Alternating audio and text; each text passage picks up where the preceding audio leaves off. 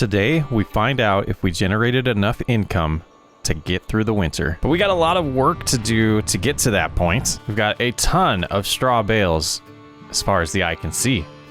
Around noon, we should have some fermented silage. We're gonna try to find out if we can sell a good amount of this as well. And then our hay bale mess, we're gonna get cleaned up finally. We're gonna, feed the cattle and figure out how much we need to save and how much we can sell, as well as keeping a little bit for the sheep. The other things on our agenda today are gonna be getting wheat planted in our newly leased field from Walter.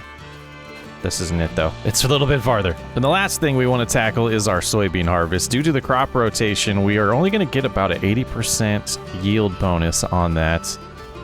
But that'll be all right. We have a plan to increase that yield bonus every single time we do a harvest moving forward. But you can see we do have the semi truck out here without the grain trailer. And our dollar amount's at $9,000. We did do all the selling today of the planks and eggs and the milk. We also could probably sell the lettuce, but I'm gonna look into that a little bit later. But we're heading in with the semi to go pick up our new trailer that we're gonna use for stacking bales on it. It'll also be good for transporting goods as we need to sell them. We saw this trailer on the used market, got it for $21,000. So we're pulling in here, we're gonna get it all connected so we can, oh, can't really see, can I? Yeah, we just need to get this connected and hooked up so that we can get out to the field and get the John Deere out there to start picking up bales and putting them on the trailer. And we have a little bit of straw left over. I think I'll probably save a tiny bit just to be safe. But we're gonna have that wheat that we're gonna plant today coming next year, so no real reason to be super conservative with the amount of bales we save when it comes to straw. But we'll be able to have enough to generate TMR in the feed mixer in the cattle enclosure, so that'll be plenty. We'll make sure we save plenty, but also, like we talked, silage, we should have a little excess there, as well as excess hay. Hoping this dollar amount gets high enough so that we can fund something to cut the grass, because that is due as well. So that's the next goal that we have in mind. Gonna find a good spot to park this, and then we need to get the John Deere out here. So we'll head on back, we'll get the John Deere. It should be, right there by the sunflower, and we'll just start getting these loaded, and we'll see how much money we're gonna make off of them. But I did move the header trailer, so let's get this all detached so we can get on out there and get busy. And, recently I figured out and discovered, self-discovery here, that the king forks, or whatever they're called, that we can do 3 at a time on, is definitely not my cup of tea. And this one's not the way we want to sort it, so let's go ahead and tip this over. So I'm just going to use these forks, and since we're able to... Gosh, this game never ceases to amaze me. Like, the collision there is just terrible. So I'm not gonna, Well, we got our first bale here. I'm gonna try to get this to sit down the way it's supposed to so we can load a ton of them on here. And that's just not cooperating as much as I was hoping. Okay, that's fun. But we'll get that going about right there. And we got a lot to get to today, so I'm not gonna completely bore you guys with my inability to use a front loader. I'll see you in a bit. Yeah, roughly 165,000 liters per load here. So we're heading in to get the first one sold, and I'm really interested to see how well this is gonna pay. It was a lot of work to get this all prepped to just be able to head on over there. So it's got to be a good payday and be worth our time and investment of the equipment, the wear and tear on the equipment that we've, kind of caused by using the baler, and a lot of hours I put on the Massey Ferguson just getting those baled. So it should be good. And like I said, we'll keep as much as we need, but there's just so much straw out there. It's just going to go bad and start rotting by the time we're able to get to using it. So we will get it sold. We'll see how much per load, and then we'll, do the rest of them, and hopefully this is gonna start giving us a nice cushion to be able to feel comfortable to get to winter. All right, looks like we are headed to the animal dealer, and the entrance is right here. Nice little facility. Let's go ahead and get these sold. Make sure we didn't turn too sharp there. 5,500 $129 plus about a $400 environmental score reward there. So, you know, not anything to save the farm in one load, but 3 more of those and we definitely paid for our monthly payment for August of $17,000. And hopefully we got a lot more loads than that so we can get a good profit here. And after I lost track of how many trips, we are selling the last of the straw here. Another 4,000 almost there, bringing our total up to 50. That's a good cushion. It's a couple months worth of the payment, but we also have to figure out how we're going to cut grass. And we want to get to that today. I think we'll be able to. So I think we'll take a break now because it's, you know, well, 10 o'clock, looking at the clock there. We've got a little bit of time until the silage is ready, and that'll be our next opportunity to make some money. So I think what we'll do is we'll park this at home, get into one of our tractors, and we got to head out to field number 7 that we're leasing and see if it needs lime. Can't remember if it needs lime or not. And get it planted today. So they'll do that, and then that'll definitely give us enough time to wait for the silage to be ready. That's the next thing on our list. Well, we had a little bit of lime left over in the lime dispenser over there, so we got this filled up, but I did buy a little bit. I spent about $1,200 on lime right now, so 9,000 in capacity here and a little bit left over at home. So we're gonna cruise on over. I couldn't really tell looking at our dashboard. I have a better dashboard in the tractor that we'll be able to look at once we get over there to see how much lime we need to apply. I'm hoping we want to spend a lot more money on that. All right, we'll just get our GPS configured here. Oh, that's not right. All right, that looks much better. We are applying a pretty good amount here, 4.38 tons per hectare. So I think we're going to go through a little bit of lime. It's going to be a little bit of an expense to get this lease field in good shape to make enough money off of it to make it worth it.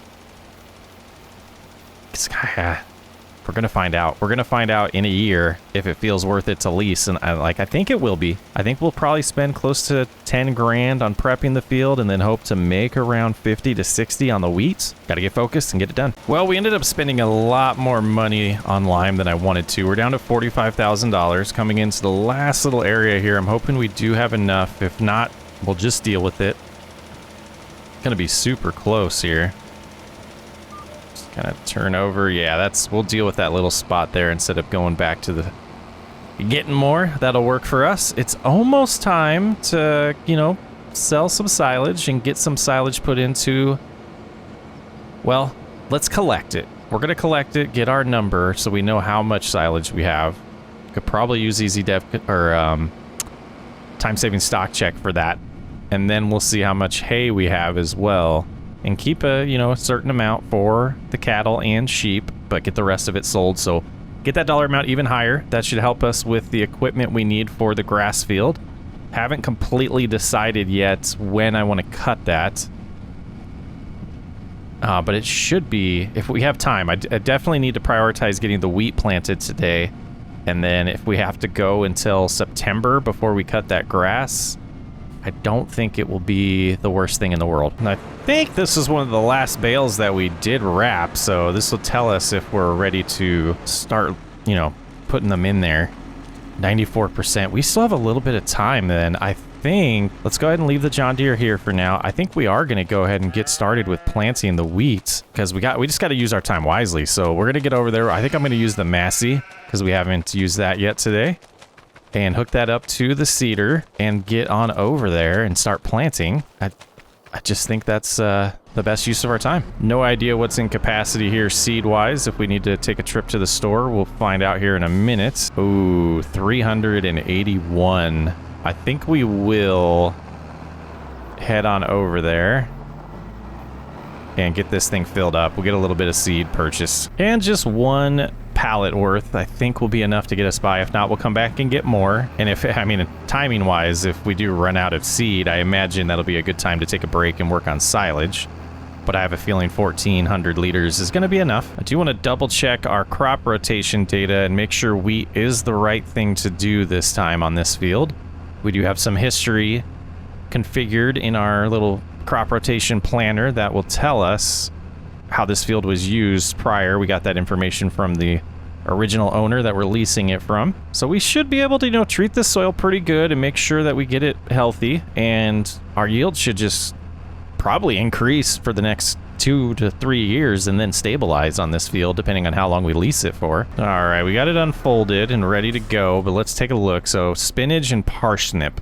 So parsnip and then spinach. Let's make sure we have it in the right order. Field 7, parsnip, spinach, and then wheat's gonna give us 100%, and then we're looking at soybeans the next time around would get us 110%. Crop cannot be planted in August. Oh, 2 episodes in a row we've made this mistake. Okay, we got to get to September before we could do that, so I think we're gonna go ahead and take a look at the market and see what we can do with this grass. We're gonna take a big risk right now. We're getting in the 8R, we're heading to the store, to the dealership, because there is a mower for sale that we can afford that might cause us to go bankrupt, but we're gonna risk it. $26,000. I think we're gonna do it. Let's go ahead and buy it. But then I think we might as well buy the front piece as well for 16 or 13,500. So I am realizing we have the wrong tractor, and gosh, I hope we have enough horsepower before we went ahead and made this decision. But let's go get the 6R and come back and pick those up. Well, this is the 6R 185, so I think we might be a little underpowered. And I also am going to ask them, they're storing our bigger tires over here, so let's go ahead and get those put back on. That'll work. But then also, and just to see, yeah, we have the biggest engine possible. We are going to, like, as I remember, I do want to do no plate, if it'll let me. No plate. That'll do. And I don't think this has a working state to change, working mode. So I think we will still need to rake this stuff up, and which is fine, because we might be doing, hey, I haven't, whoops, that's not what I meant to do. I haven't decided yet what we're going to be doing with, there we go. I haven't decided what we're going to do yet with this grass. We're just going to get it cut here in August. And then we'll get to the, you know, we've been talking the whole episode, the bales. We'll get to the bales and get those taken care of, and man, flying through it. But this setup is ours. We might need to figure out a way to use it. But, yeah, well, let's hope. Let's hope we have enough horsepower here. Let's go ahead and get everything unfolded, and we're ready to go.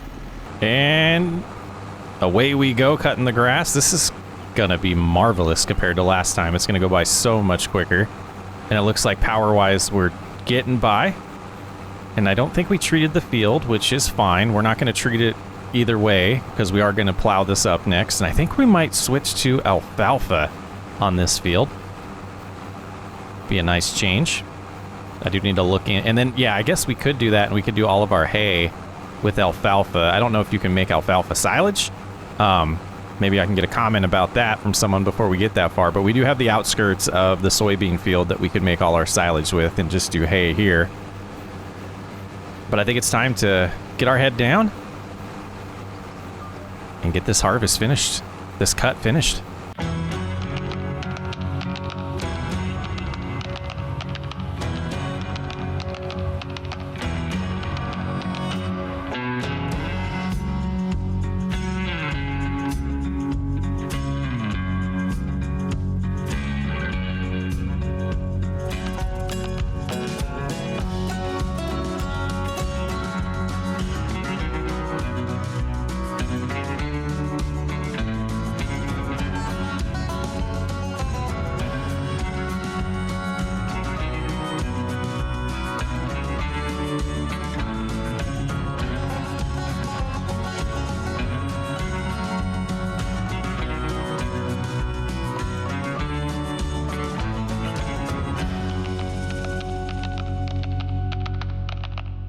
Man, that was so much more enjoyable.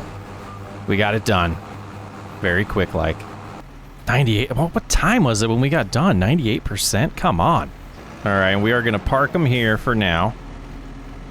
So we'll get this all disconnected. Then we'll hop in here and turn around and put the front in. Should be good right there. Get the PTO detached and the hoses. And there we go. Well, it's a little bit later here. You can see we do have a decent amount of silage in here now. We have 72,000 liters of silage, 49,000 liters of hay, and some excess, or straw in excess, and then 49,000 liters of hay. Mineral feed may run out, so we'll probably have to buy some more of that soon, but we're going to go sell our first load of silage and a little bit of hay, and we have the rest of this hay here that we're going to get sold today as well. And we're not going very far, just straight to the animal dealer. And here we go for a very disappointing $13,274. Silage doesn't seem worth it, so we're gonna switch to alfalfa, see if that feels worth it moving forward. And I think with the amount of effort, gosh, I guess hay takes a little more. Like, we gotta ted it, we gotta row it, we gotta bale it, but we don't have to lease a wrapper. We just have to lease a tedder and a rake. So, yeah, we'll figure it out. I'll get the rest of these loaded and get them sold. And the thing with the silage is we have to wait a decent amount of time before we can actually sell it, where if we did hay, we could sell it right away. It was about half. Man, hard economy is, it's a long game. It is definitely a long game.